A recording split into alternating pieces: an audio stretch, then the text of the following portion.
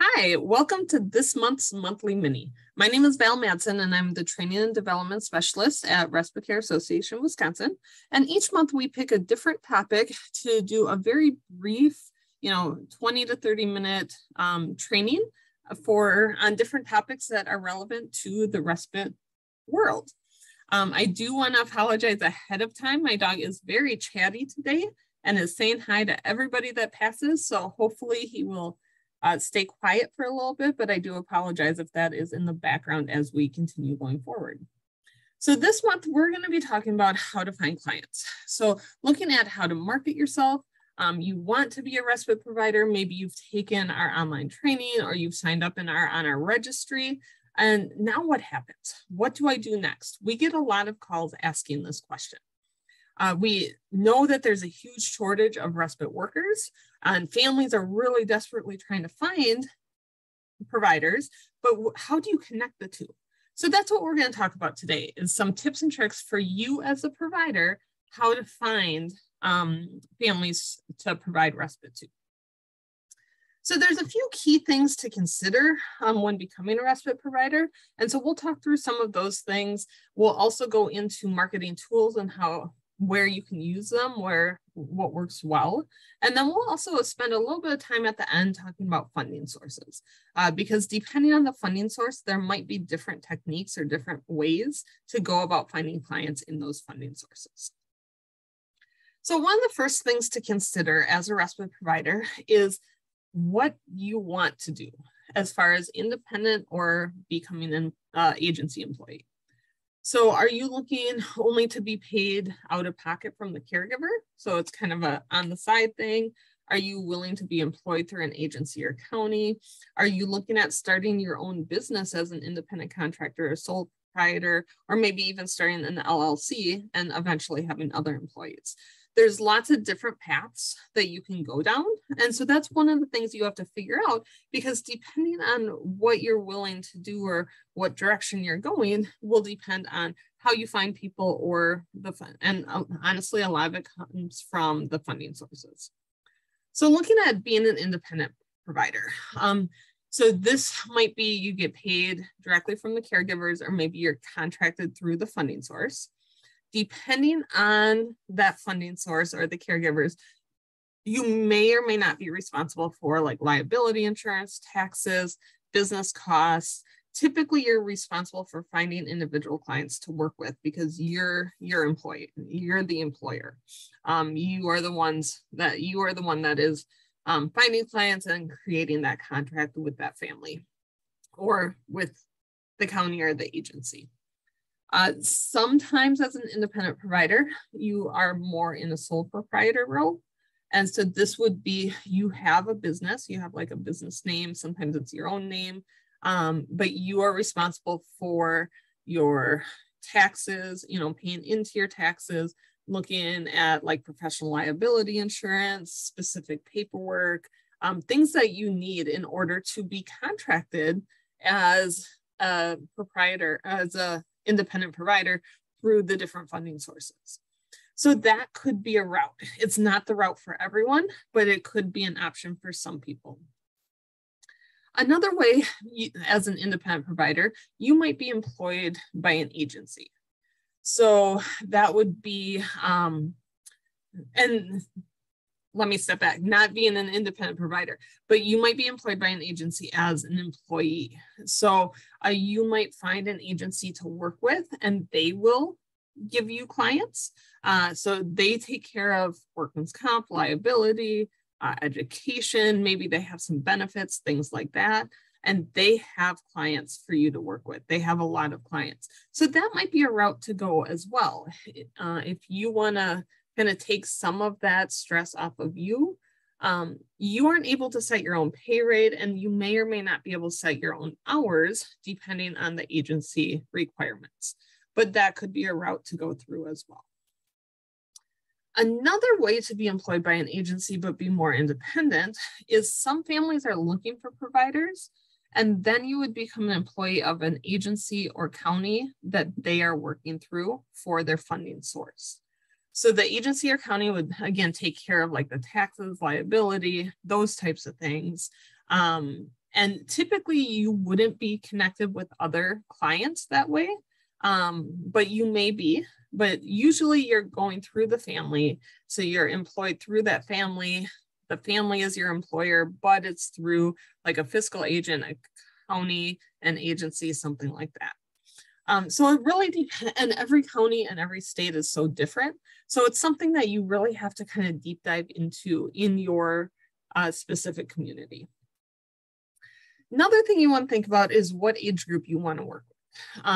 This is going to matter depending on funding sources, which then leads to how you find different clients. Also, are there any specific disability groups you're interested in providing services to? This could also vary what route you go as far as funding sources or how you market yourself. So those are a few things that just to think about as you're really starting to be a respite provider.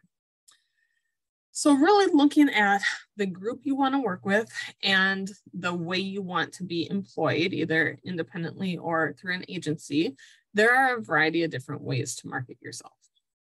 Obviously, if you're going to be an employee of an agency that's giving you clients, you really don't have to worry about marketing.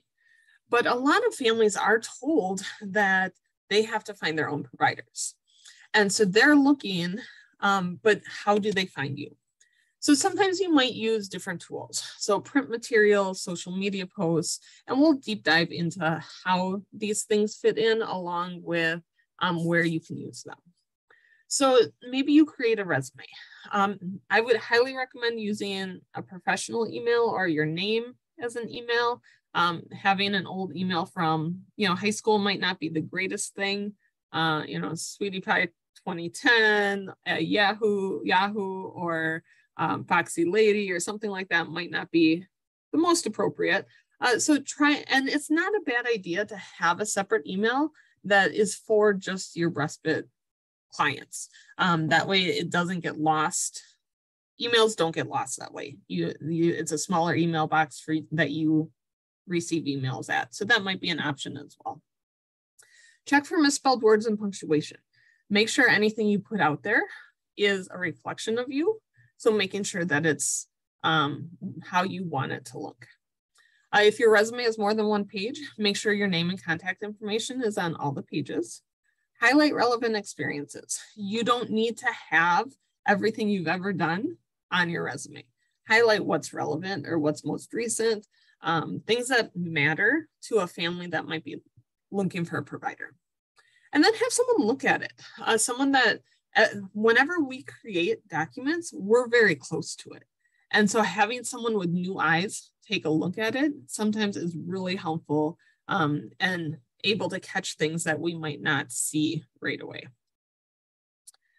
Having references is a really good idea. Having people in mind ahead of time that would be willing to take a phone call for you or write a letter of recommendation or answer some questions via email. A lot of families or family caregivers are really interested in finding out more about the person before they bring them into their home, if it's going to be an in-home position. They want to make sure that you're trustworthy. And how can they do that? Having references. So having an idea of who you would ask for that, or having some people kind of on a list and ready to go.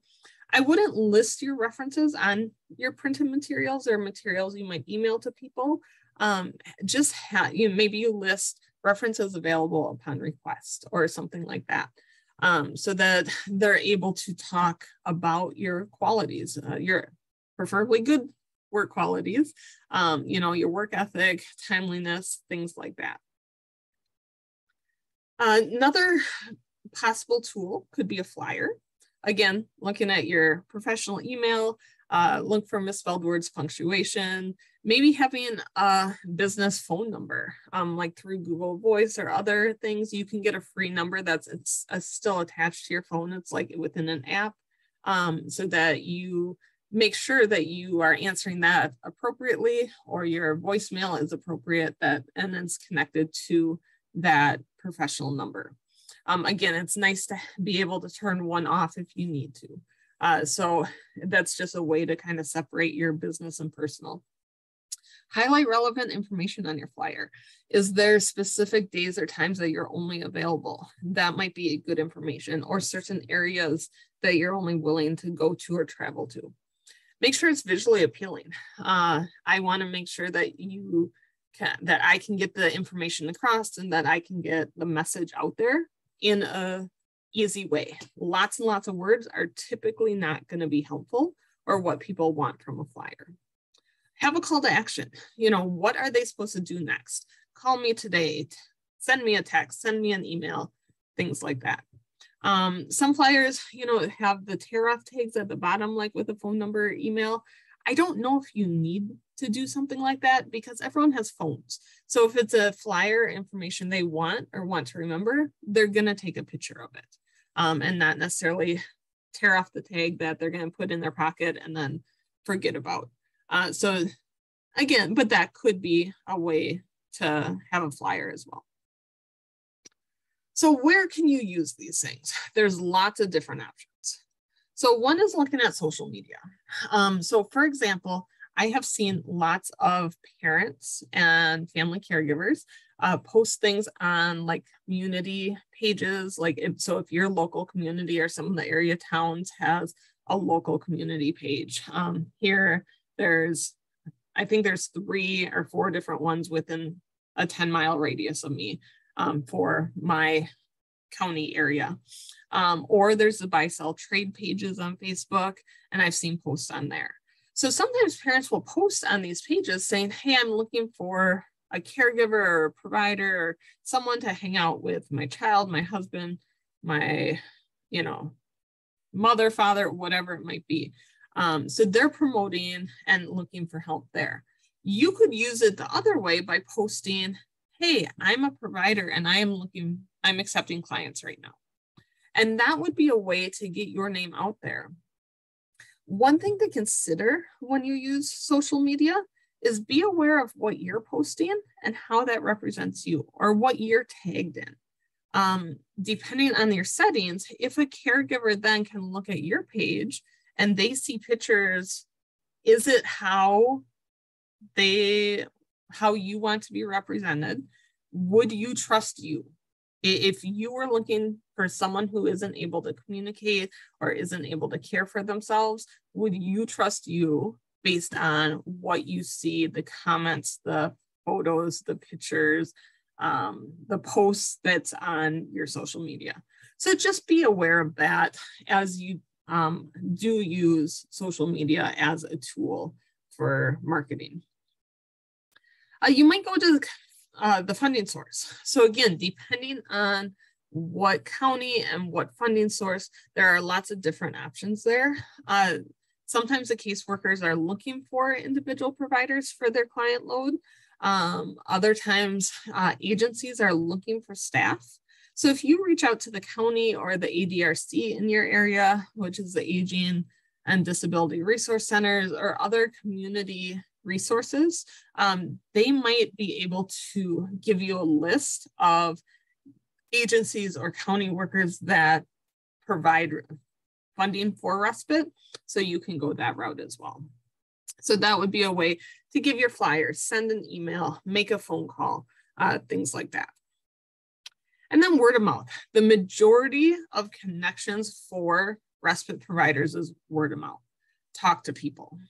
Oftentimes, caregivers, family caregivers, clients are on wait lists for respite, and they might not be actively looking for a provider because either they don't know. I've had some families I've worked with that said, yeah, I have respite funds, but my caseworker, my case manager hasn't found me anyone yet.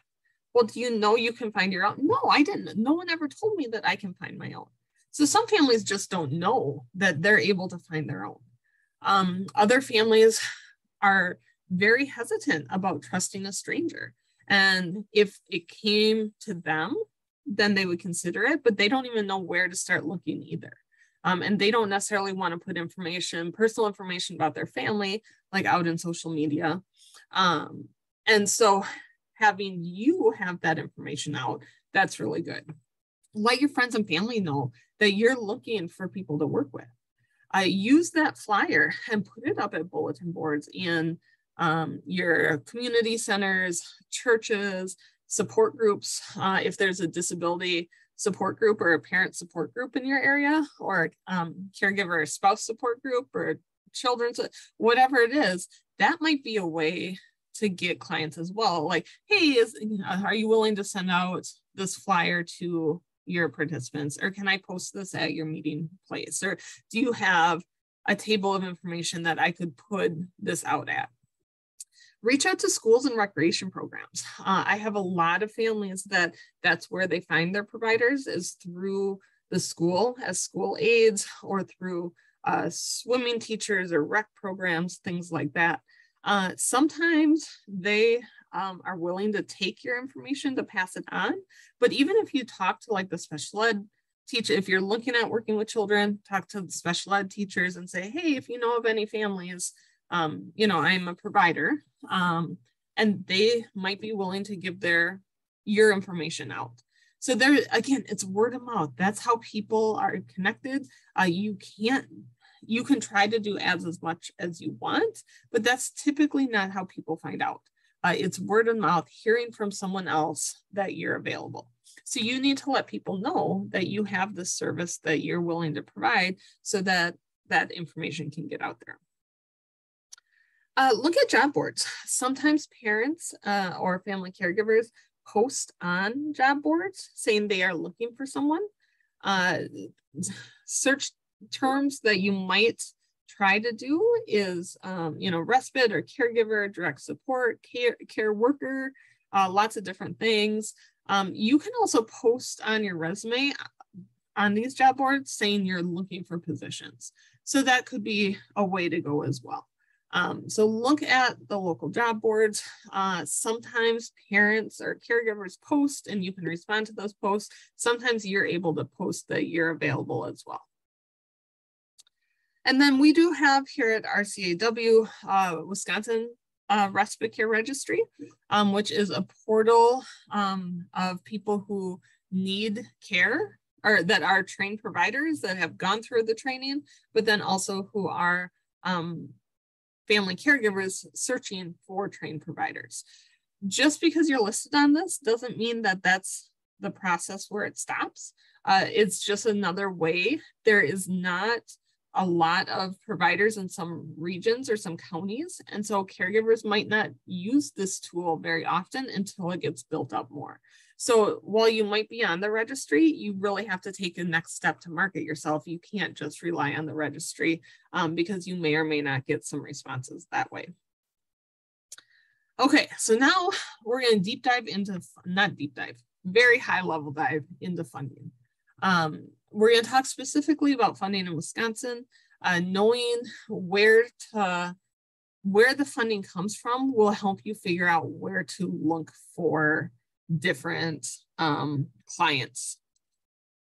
So in Wisconsin, there's a lot of different resources. Wisconsin is very fortunate to have a variety of funding sources, but depending on the age group or depending on the source of funding is going to be how you find different access. So looking on the children's side, CLTS is the biggest form of funding for children in Wisconsin. Respite is the most used service under CLTS, but again, there's a lack of providers.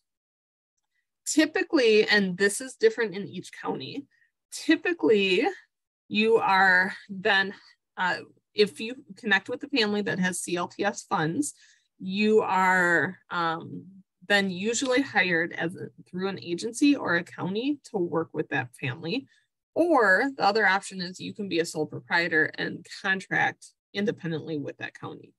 DHS does a great job with information on their website. So if you search the Wisconsin DHS website and then CLTS, there's a whole provider page about how to become a provider, how to go through their process, how to get approved for funds. Just because you go on the CLTS registry doesn't mean people will find you. They might, but probably not. Again, it's just another stepping stone, another way to get your information out there. ADRCs, the Aging and Disability Resource Centers. There's communities, there's ADRCs in every community. and they give information. So this might be a good resource for you to connect with. Maybe they're able to have your flyer or business card so that if someone calls, they can tell people about you. Or maybe they know who is needing respite in the area or what respite agencies are in the area for you to connect with. They don't provide any funding directly, but they provide information resources. They are across the lifespan, but primarily they focus on the adult section. Family Care and IRIS is the biggest funding source for adults with disabilities in Wisconsin. Now, care recipients, so someone who receives Family Care or IRIS funds, have different options for engaging respite providers. Sometimes they purchase agency services. So they only, the agency will supply them a provider. Other times they might find a provider on their own and send them to the agency to become an employee. Other times they are the employer and use a fiscal agent in order to employ the provider. So the bulk of the time under the family side or the adult side, the care recipient and the family has to find the provider themselves unless they purchase agency services. So again, it's figuring out how to get to those adults either through ADRCs, through Facebook, through those different community boards, and then following the funding source as far as how to get paid. So then you would have to engage either through an agency or a fiscal agent in order to provide respite and be paid through Family Care and IRIS. All of these funding sources, there's a lack of respite providers. So oftentimes a care recipient has access to funds, but they might be on a wait list for a provider, so they can find their own. So again, you would typically become an employee for that agency or for that funding source, but it depends on each county as well as far as how they do that. So this really applies through individuals that are on these state funding, counties funding sources. There's also some other funding sources in Wisconsin. So for example, the NFCSP and AFCSP, these are for older adults. This is typically minimal hours. This isn't long-term respite over months and months and months. So this is typically short-term care. Payment comes directly from the caregivers. So again, the caregiver, the family has to find you somehow. There's not like a database for you to go to find clients or for someone to connect you with clients. We have funding for respite as well for families. Again, the caregiver hires the provider and provides them with payment. So you have to connect to that caregiver using all of the things that we talked about before. And then also there's private pay or out of pocket. So a caregiver can pay a respite provider at any time, out of pocket. That means you don't have to go through an agency. You don't have to go through a funding source or a county. This would just be independently out of pocket. You have that relationship with the employer directly or the family directly. Respite pay rate. So some funding sources, some agencies obviously are going to determine that rate. You may or may not have a lot of say in what that rate is. Some funding sources have a set rate and or a range of rate depending on care needs, and you don't have much flexibility. Each county, each funding source is very different. So you really have to figure out that funding source and before you figure out where or how much you're charging. Again, sometimes it's determined for you. Typically $11 to $20 per hour. Typically transportation, you driving to that person's house is not included in your rate or is not included in your hours. So you can't count that time. It's the time that you're with the person. And so that's something to consider as well. So really depending on your rate or depending on the funding source is going to be what your rate is. So that was a very, very high overview of how to market yourself, and then also of funding in Wisconsin. Because depending on the funding source is figuring out where to find people or how to connect with families. The majority of the time, if you can find a caregiver that needs respite, the caregiver can find the funding to support that in whatever way, as long as you are willing to either then become an employee of the agency, become an employer contracted through the county, or private pay under the individual family. So it's just a matter of you finding those caregivers, which does take some work on your part.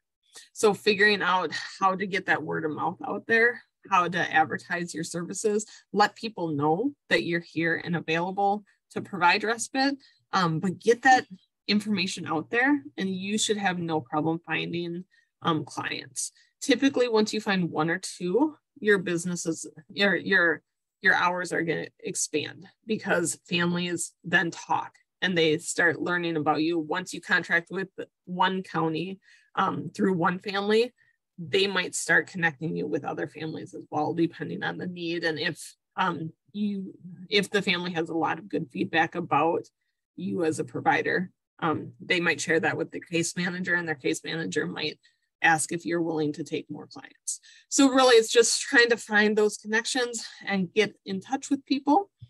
So that is what I have for you today for our quick topic. If you have any questions, feel free to reach out to us at any time. Our website has a lot of great free training resources, along with lots of information and resources. So please explore our website at respitecarewi.org. Otherwise, I look forward to seeing you for next month's monthly mini. Have a great day.